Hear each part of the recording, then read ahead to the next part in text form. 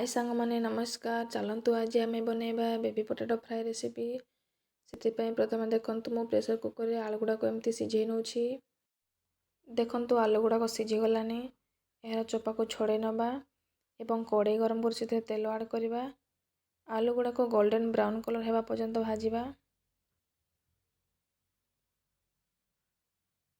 देखु आलू गुड़ाक एमती भाजी हो गलानी। एबे गोटे प्लेट को काढ़ी नबा।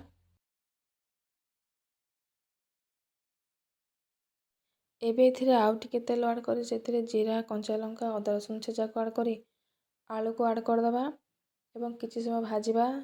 तापर सेथिरे लंका गुंड हळदी गुंड जीरा गुंड धनिया गुंड को आड करबा।